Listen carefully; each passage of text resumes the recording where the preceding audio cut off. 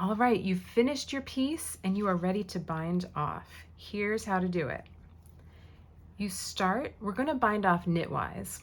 So when the pattern says bind off knitwise, or if it doesn't say anything at all, then you can bind off in this way.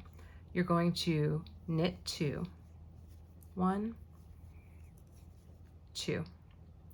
Then you're going to drag this loop furthest away from you over this loop closest to the tip of the right needle.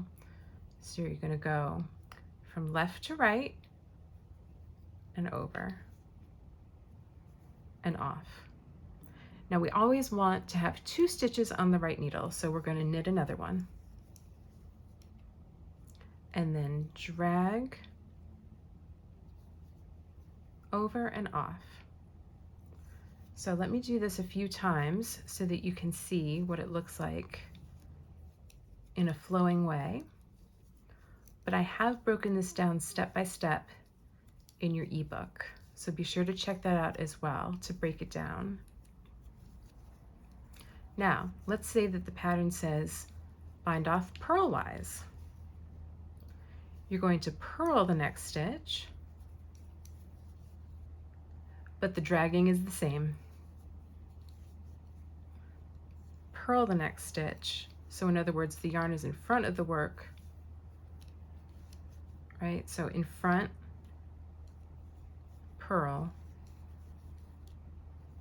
and then drag over. And let's see if we can see a difference between the purled bind off and the knitted bind off. It's subtle, but it's there.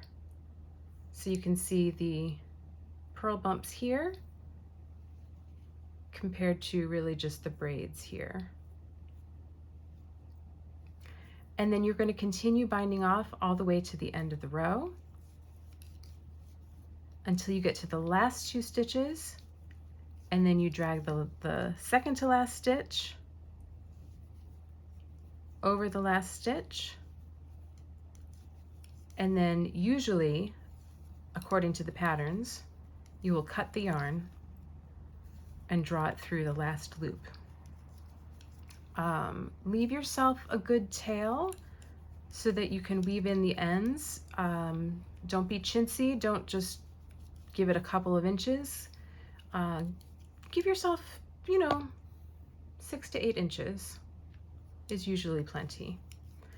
And then you can weave the ends in and not have them sticking out. All right, we're almost done with this row.